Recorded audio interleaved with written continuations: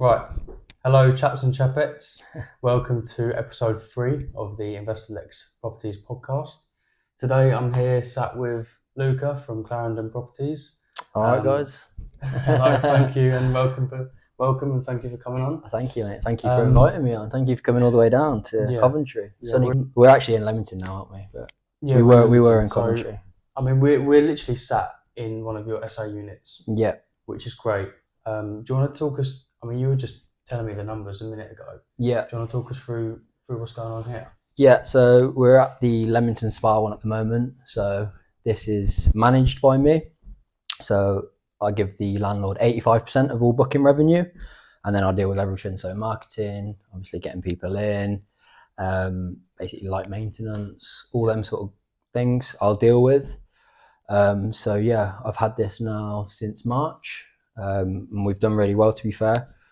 We've brought in around £2,500 consistently for the last 3 months. Very good. Yeah. So yeah, it's all going well. Landlord's happy. So yeah. And how did you go about acquiring this property? Where did you find the landlord? So I found the landlord on Gumtree. This was about a year ago now. I was looking for rent to SAs, and yeah, I found it on Gumtree. It was a 5-bed property. So I went and met the landlord at the property. This was about a year ago. And he wanted £2,500 for it, which is obviously quite high. It was a 5-bed. For this one? Not for this one, for a different one. Yeah, it was one of his other units. So yeah, I didn't end up obviously going ahead with it, which was a blessing in disguise. And that was okay. So I first started out actually like in rent to SA last November. So obviously I wanted my first deal. Yeah. And then I think it was in like December, I think, that I met him at that property. It was it wasn't. It was not last May, the year before that. Okay. Sorry, yeah, a year ago in May. Yeah. So and then last November, that's when I was actually started out like trying to acquire units. Yeah. So it took me a good while to actually get my 6 first months one. Or so, yeah. Yeah, well, even longer than that, because then I held off for a little bit. Sorry, yeah. So I didn't go ahead with that one, obviously, and then I left it for a year. I actually got my first unit, which is in Coventry, in November. Mm-hmm. So after that, after May, the following November, that's when I got my first unit. These are your main 2 areas, aren't they? Coventry and Leamington Spa. Coventry and Leamington. Any other locations? So I did have one in Leeds, obviously, which we spoke about briefly earlier, which didn't go to plan so much. Yeah. So I mean, what happened there? I mean, all your units now are houses. Yeah. Right. Yeah. The one in Leeds was a flat in a block. Yeah. It didn't quite go to plan. Yeah. But you've learned from it. That's it's it. a steep learning curve. I mean, it is a good story, so feel free to share. Yeah. So the one in Leeds, that was an apartment block. It was in central Leeds by Leeds Docks. It was actually on Leeds Docks. Yeah, I know the area, so it's a good area. So the rent on that was £1,500, and it was a 2-bed apartment. So it had like a balcony overlooking the dock. So it was like, you can imagine, it's quite nice. Bit of a premium luxury apartment, was it? Or, yeah. And it came fully furnished as well. So obviously I didn't need to deal with any of that. Okay, so we had to pay a small outlay for you. Yeah. As an SA, yeah. We had to pay a deposit on it. So all in, it was around 4,000, 5,000. Obviously I had to provide. Well, actually the linen was already provided. But like Wi-Fi, I've got a TV, a few other bits and bobs. Yeah. But yeah, so 2 months in, I had the council contact me saying you're not legally allowed to do short-term lets in the building. And then I just had numerous issues, obviously. Was this sourced for you? Did you pay? No, you sourced it yourself. Yeah, so I found that property. It's actually through somebody I knew. Yeah. Who was actually in Leeds. I went to Leeds University. Okay. So I was there for like 2 years, so I had a few friends around there. Leeds is a great uni. It's I had a few pals that went there, and very, very fun uni. Yeah, I don't remember much of it, to be honest. It's a waste of time. No, it's all good though. But yeah, so I was doing like 1-2 night stays there, and it was a headache. I had people coming and going, and then I just had numerous problems there, to be honest. Yeah, what sort of crowd does that attract on the shorter stays? I can imagine partygoers and things that would probably just end up wrecking the property. Yeah, you got anything from people who've been out and then they want somewhere to stay, that carrying on the sesh. Yeah. Just everything, partygoers, prostitutes, a lot. So That's insane. I mean, yeah. did you have like a ring doorbell outside? You can see Nah. who's coming in and out. So basically, My flat was How do you know here. there was prostitutes? The cleaner just said, like, I don't know if Really? they were prostitutes, but there's some sort of sex party going on in there. Yeah. Wow. So Yeah. like Johnny's lying around, like blood on the sheets, just all that horrible stuff. Jesus. But so the worst thing was when somebody actually came. It was like for a 2-night stay, and he actually called me after he'd booked, and I could tell he just sounded dodgy as fuck. Anyway, he's obviously stayed there. The morning he's meant to check out, he's called me and said, "Oh, I've set the smoke alarm off by cooking some food, blah blah blah." And I'm like, "All right." And he's like, "Yeah, but the whole apartment block's going off, like the alarm's going off, so everyone's had to evacuate." Okay, yeah. And like this block is a big block, like it's not just your standard small apartment. Right. Like, so I've just said to him, "All right, mate, look, you just go. I'll deal with it, obviously." Has he paid up front? He's paid. So, Yeah, it's through booking.com, so he's already paid and whatnot. Paid up front. Yeah. Apart from the cooking and the smoke alarm going off, did he leave it in good nick? I didn't obviously see it myself, but from what the cleaner said, no, the smoke alarm had actually been ripped off, like took off. What, from him maybe trying to stop? I think so. Yeah. Okay. But so anyway, so 3 fire engines came. I've actually got a photo of this, like from what the cleaner took. So I rang my cleaner straight away. Said, "Look, you need to get round there. Basically, let me know like what's gone on," because he told me that obviously the food he was cooking has set this off, but I didn't know actually is it burning down? Like, is there actually a fire? Yeah. Do you know what I mean? So I was especially if you hear that there's 3 fire engines coming, you're thinking, "Oh my god, that whole block's literally ablaze." Yeah. But so the fire engine people have gone in through the door, right, and they're with the management team of the building, so they've also gone in. Obviously, it stunk of weed. Yeah. Oh, so he wasn't cooking.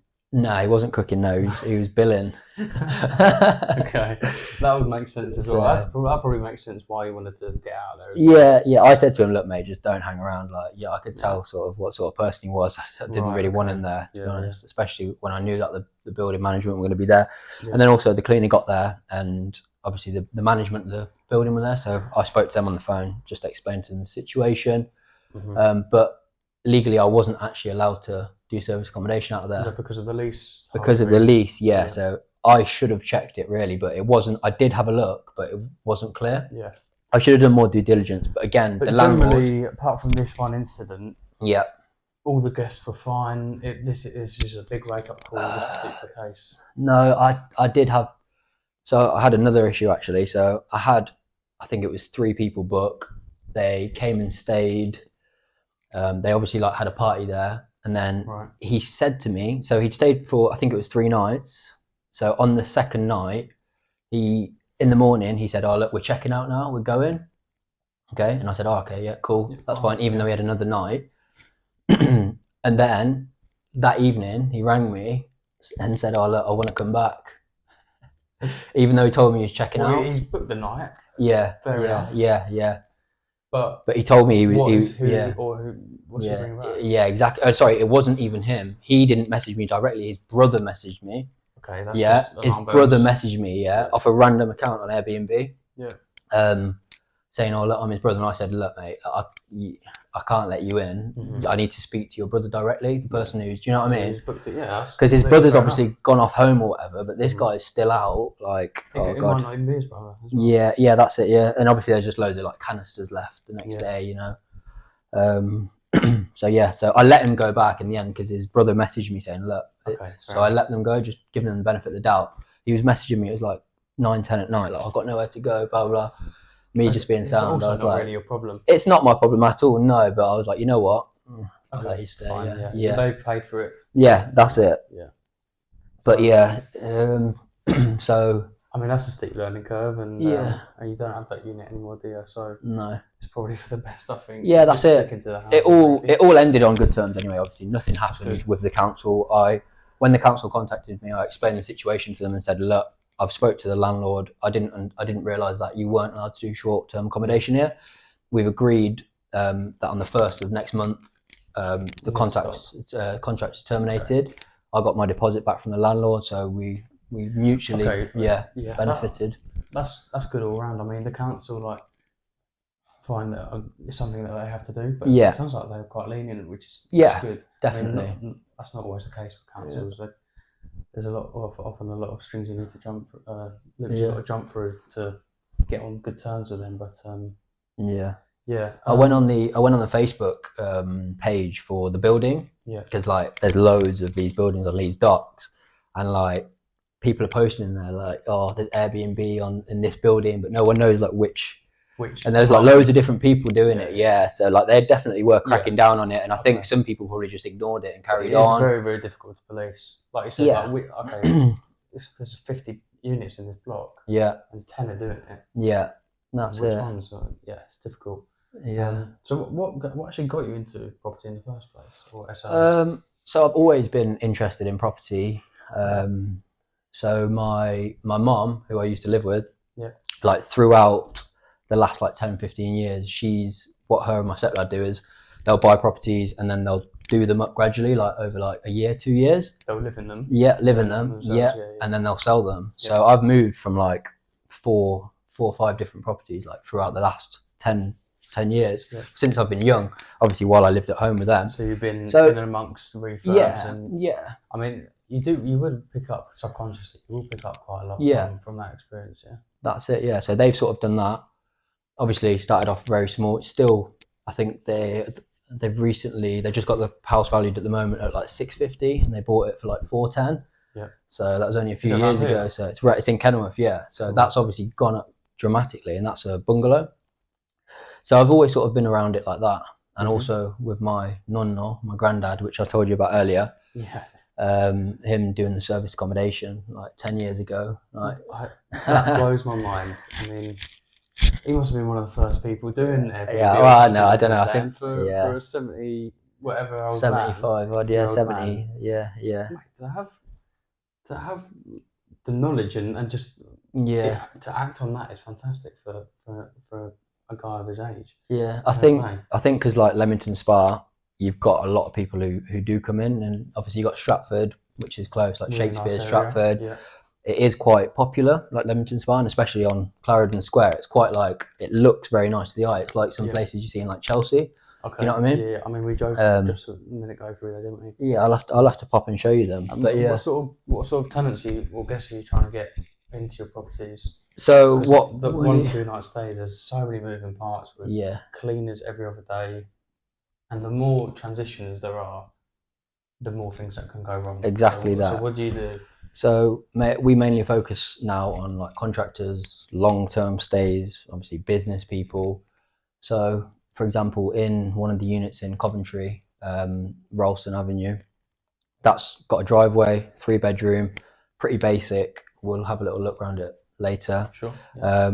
It's 3-bedroom, sleeps 6 people. We'll tend to get contractors in that. Obviously you've got the driveway, which obviously attracts like long-term guests. Definitely, and I think maybe contractors as well. Like, you said that. Yeah. For HS2 around the corner. Exactly. They just want somewhere to rest their head at night. Exactly. They'll do a driveway as well. They'll probably have a van. Probably have a couple of cars. Yeah. That is crucial. That's it. Yeah. Is there a specific platform that you mainly use for that side of things? I mainly use Airbnb and obviously Booking.com. Yeah. I am signed up with like a few agencies. There's one which is called Comfy Workers. Yeah. Which is really good. So obviously you register your property with Comfy Workers as you would like on Airbnb. It's a very similar process. And then whenever they get large bookings, they will contact you if it's within a certain amount of radius. Yeah. And they charge like say 15%, but same as the other. Yeah, exactly. So say I'm a contractor in Coventry. Yeah. Looking for a place to stay for a month. Yeah. Your property will literally pop up, and exactly. Do you then directly message them and say, look, have a look at some photos, or will it pop up for them? Is that through Comfy Workers or? Yeah, for Comfy Workers, or will it come up like Rightmove does? So basically, these companies will go to Comfy Workers and say, look, we've got 5 people, we need a place in Coventry for a year. Okay. Yeah. So now Comfy Workers, would be the absolute dream book. You'd be surprised. There's a lot. Really? Yeah. And the companies pay for it as well. So exactly. They're not bothered about costs. No. So yeah. Yeah. Very good. Very, very good. So we talked about basically some struggles that you had so far with the Leeds one, some successes. This one in particular. Yeah. You briefly mentioned earlier, just before Nando's, um, this HMO that you're taking on or have done. Yeah. Really interesting deal. Yeah, do you want to share some numbers? And, Yeah, sure. and Yeah. your plans for that? So this was for my brother-in-law. So he's been looking to get into property. He wants something to hold. He wants it in a good area. Mm-hmm. Obviously, being from Leamington, it's an affluent area, if you want to call it that. Like the house prices are pretty high.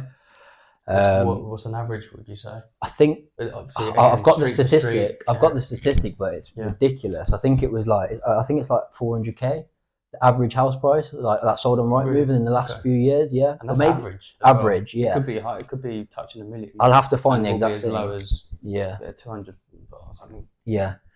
There's an area very much so. I think the UK average is something like 260, 250, something like that. I did have a look on Rightmove and it was something like ridiculous like that. But yeah, so it's a 4-bed detached HMO. So basically in Leamington, in January, this additional licensing has came into play. So for everybody, so before you didn't need a license up to 4 bedrooms in Leamington. Okay, is this Article 4 you're yeah, so Article 4 came into play in 2012 here. Right, okay. So then you need planning to call it, is it C4? Yeah, to C4, yeah. But now you need to do this if you've got 3 or 4 people, anyone under 5 bed HMO. Yeah. You have to do additional licensing, it's called. So would that be permitted development? I'm not. This is what you're saying. It's something completely different. Yeah, I think it's something completely different. Right. I'm still relatively new to it, but so we sent off the application for the HMO license the other day. So that's like stage 1. So you fill in everything which you've got in the property. So for example, if you've got fire doors, it's basically a big form. Yeah. Has it got everything already, or it's got to go for a refurb? It's got the majority of stuff, as it has been running as it's been running as a HMO since before 2012. So long time, I think that's where granddad licensing comes in. So they can keep it. Exactly that. Now it's changed ownership. Yeah. You've got to go through that. Again. So we don't need to get what's it called? Permitted development, not permitted development. We don't need to get planning permission. We just need to apply for the license, which we have done. And then stage 2, the guy will come out from the HMO guys, and he will give us schedule of works. Do you know what I mean? If he'll come and basically check everything and say, right, you need to do this. Yeah, exactly. And then is there a time frame you need to do it, or just until you go live? They're completely backlogged, like Leamington are, because obviously they brought this in January 2024. So they're loads of people on it. Yeah, I've been obviously back and forth with the woman there, and she said it's literally like mental. Yeah. So that's obviously a good project, but to go to the numbers. Yeah. So I saw it on Rightmove. It was up for 350. 315. Yeah, 350. 350k. Yeah. And is then that a good price, or yeah. Because you said average 400. It sounds like not a decent price. It is a decent price. Yeah, it's a very good area. But I think as it's a HMO, so they're only selling to one market really. Like it's got 3 en suites. It looks like a lot higher. Yeah, because it's been operating as an HMO. You can run it as a business. That's why. Yeah, you can get something called commercial valuation. Yeah, I don't know if you would be able to because of the size of it. Okay. I think commercial valuation. Right, 6 beds. And like all en suites and whatnot. But nevertheless, like it doesn't look like a family home. So instantly, I think you're blocking out residential people. Yeah.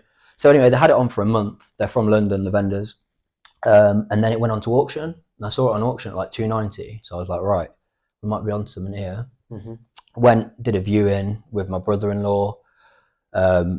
It's got tenants in a situation who are paying £2,800, which is obviously really good. They're paying for bills. Okay. So that's like £700 per room. What is this? Is it a family? Is it students? Students, yeah. Students. So it's Warwick Uni students. So 2,800 for a 4-bed. What's that like? Yeah. This is quick maths. My brain's gone. Yeah. 700 room. I think so. Yeah, 700. And they're paying bills. And they're paying for all the bills, everything. Council tax they're exempt from because they're students. So it's a great cash flowing property. It needs a little bit of work. But obviously, like I said, next door sold about 2 months ago, and I saw the sold sale outside. So obviously, I checked with the estate agents. Yeah. They couldn't disclose a price at first, but it was offers over 400. But then I called them up literally a few days ago, and they told me it sold for 415. But it's a 3-bed as well. So this is a 4-bed. That's a 3-bed. Yeah. You could argue. So and you secured it for 315. 315 on auction. Yeah, sorry, 320. 320 at auction. 15k auction fees, and then obviously 335 solicitor. Potentially getting the GDV is 415. Yeah. Potentially. But again, it's a 4-bed. You said similar size. Yeah. I mean, being conservative, what would you say? Yeah. 400 mark. Yeah. But still, that's what. A lot of your cash there. Yeah, that's it. I mean, I think with obviously the refurb cost and that, it's just full painting, full carpets. We might do a little bit here and there, like keeping the cost down, much, but not too much. Yeah, say around like 10,000-15,000 pounds refurb. Yeah. So all in, we should be at around like 365, say 370. Brilliant. But like I said, like that's still under the market value. Yeah. And then you get the refinance. Have you bought your cash? Yes. Yeah. So that's a cracking deal. Yeah, that's really good. So we'll look to obviously finance the property in August. So, but yeah, it's first property I've sourced. Yeah. Mate, yeah. So now I'm happy with it. With. That's a banger. That really is. That's it. Okay. Essentially, I'm just going to sort of change subject. Yeah. Got a section here. It's a bit of fun. Quick fire questions. Oh God. Last week, don't put me on the spot. Rory, and they weren't very quick fire. No, I don't. Rambling on. I love him for it. He has some great stories. Yeah. But just basically some quick fire questions. So, number 1, favourite subject at school? Favourite subject at school? I liked English, PE. Yeah, sport obviously, but actual like academically, I'd say English I enjoyed. Okay. Yeah. Very good. I couldn't do like analysing poems and things like that. No. I was alright. I could write, but analysing poems and God, anthologies, was it? Anthologies? Oh God, don't get me. That's so boring. First job. God, I've had fucking loads of jobs. Really?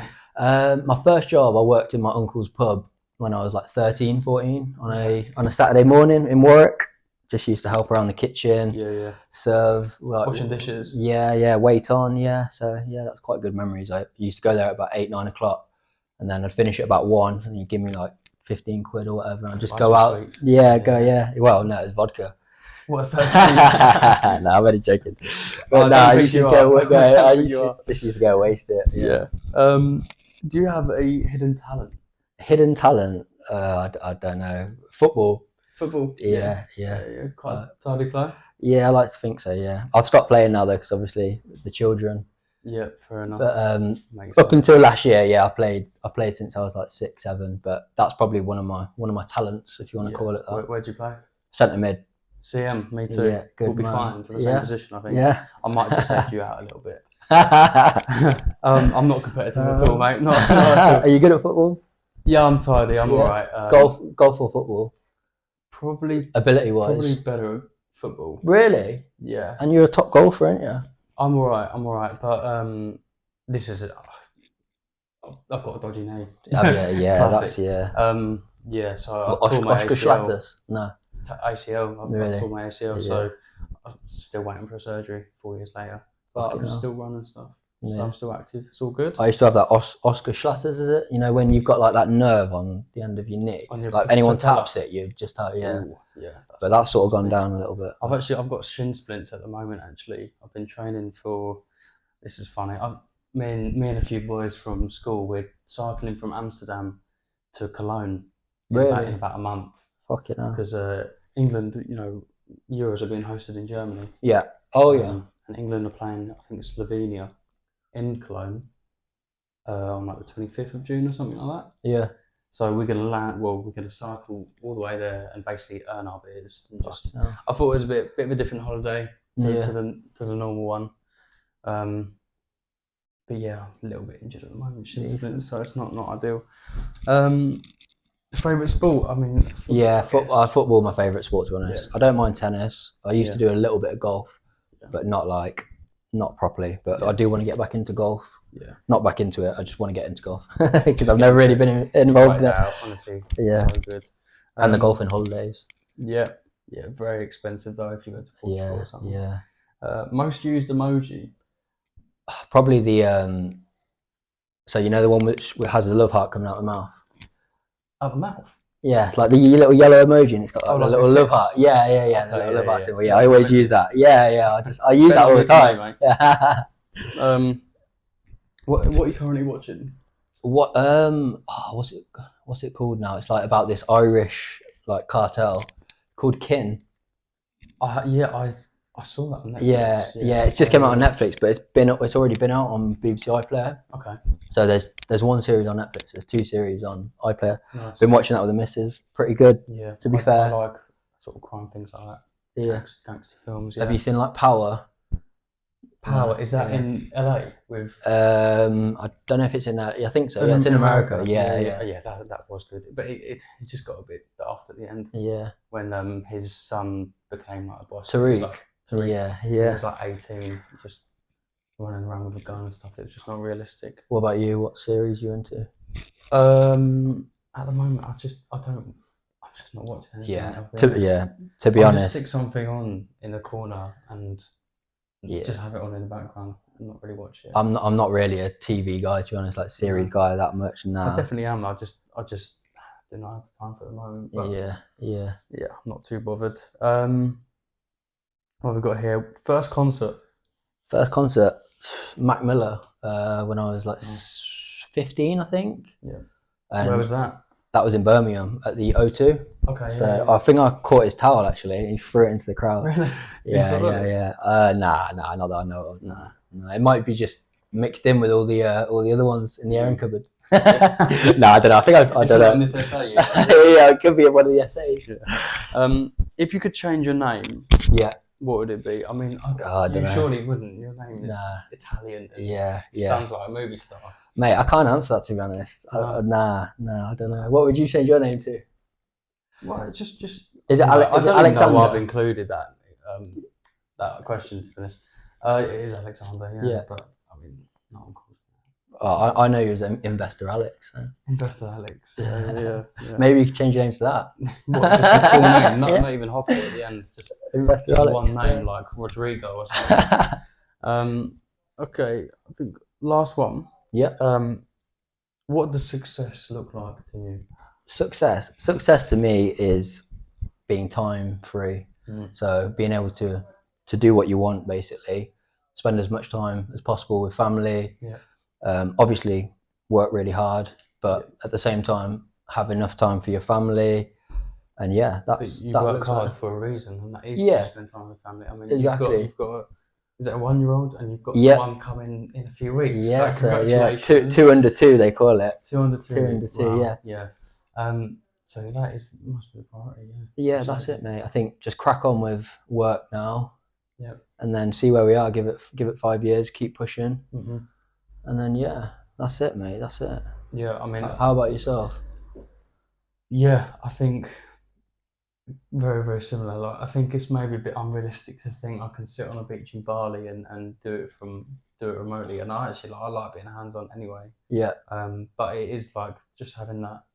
Is that your goal then? Is it to move to somewhere like Bali? No, I like living in London. I'll just live in London, to be honest with you. Yeah. But it certainly is having the freedom. Yeah. To go on trips away as and when I please. I don't have to answer to anyone. Definitely. Success, like, it's not even necessarily like materialistic things. It's just it's just having a comfortable life. Like, I really like CrossFit. Okay. Do you? Really like it. Fair play. I haven't. It's hard. Been in a CrossFit gym for a few years now. And they're about £200 a month. Yeah, membership. Yeah. Really. So being able to just afford London. that without even blinking is that's not obviously how I ban a success. Yeah. But I don't know, just being comfortable, like you said, time. I don't have any kids. Yeah. But having time with friends, family, loved ones. I mean, for me, just being able to wake up whenever you want, 7, 8 a.m. Yeah. And then going to the gym, getting that out of the way. and then coming back and doing work and whatnot, spending time with family. Do you know what I mean? Yeah. It's that simple. But your time is yours. Yeah. Exactly. It might not be. Yeah. It's not as extreme as the beach in Valle working from my laptop, but no. like you said, the day is yours. Like if you want to go to the gym at 11 o'clock, you can't do that if you sit in an office. No, exactly. You can do it like if I mean, what we do. I know for a fact, like when I discipline myself with like what I eat, when I regularly go to the gym, I'm in the best like mental space, possible, and I think that's really important, like for yourself, and obviously if you're building a business, because you always want to be like the best version of yourself, don't you? Definitely. I feel like when I'm exercising more, I'm probably stronger in the head as well. Oh God, definitely. Because if you get into a rut and you're just on Netflix, you're in bed all the time or whatever. Yeah. Your brain slows down. No. Yeah. You become thick. Yeah. Do you know what I mean? Yeah. So, what's it called? Active, like healthy body, healthy mind. Yeah. That's it. I might have butchered that one, but you're all right. Don't worry. Yeah. So, just moving on again now. That's the quick fire questions. We're mid-May, sort of halfway through the year. Yeah. Ish. What have you got? Have you got anything exciting coming up in summer? End of this year? What are your goals? Well, that you want to achieve for 2024? I've got a baby boy who's due in 4 weeks, so that's going to be number one. That's going to be number one. Yeah, life changing, obviously. My missus as well, obviously. It's going to be nice for her not to be pregnant, as it's been a hard 2 years for her. Two back to back. Yeah, that's it. So other than that, I'm just going to get the sourcing nailed on the head. I'm going to look to scale my management company. So instead of actually doing the rent to SAs now, I'm moving on to managing the properties. So obviously charge a 15% fee. I'll deal with everything. And is that a bit less risk from your perspective? Yeah. I mean, it's definitely a lot less risk. Like we spoke about earlier, obviously, it's all well and good having a load of rent to SAs, but especially if you're going to venture out into new areas, like let's just say your rent's £2,000 a month or whatever, you've got to cover that rent to the landlord regardless of whether if you had 10 units, that's 20 grand coming out your bank. Exactly. And if you don't work out, you're straight in the red. Exactly. Or for example, if something happens which is out of your control. So with the management, obviously it's a lot less riskier. As I said, also I'm just going to focus on. But it still cash flows this area. Well. Still, exactly. Like, again, it's as much as you put into the management of getting bookings and stuff. Exactly. Is what you'll get out, and that's what you're doing here in management. Yeah. So in this property, I'm managing, but I feel like now as I've sort of got my strategy, on lock. It's a lot. The occupancy's better. It's a lot less hassle. So just carry on with the scaling, and then also I want to start sourcing properties. I'm very interested in property. I can help you with that, mate. We can, I love a good deal. I love a good deal. So I think. Probably venture out to like Birmingham, where you are. Yep. Find you some deals. Happy to. Well, I wouldn't say show you the ropes, but you can learn a thing from me, hopefully. That's it. Be of some sort of value to you. It'll be good. So I want to get my first deal under the line, like BRR or just any deal. Do you know what I mean? I know I can go out and find deals. We did one for your brother-in-law. That's it. So, but securing them for obviously other investors, I want to get the ball rolling now. So, I think this year that's one of my main priorities business-wise. Scale the service accommodation management and get a few deals under the line. I think once I've done like my first BRR, which obviously we'll be going through, I think it'll give me the experience I need, to go and push on and get more in the bag as well. I've done this, I've managed the project.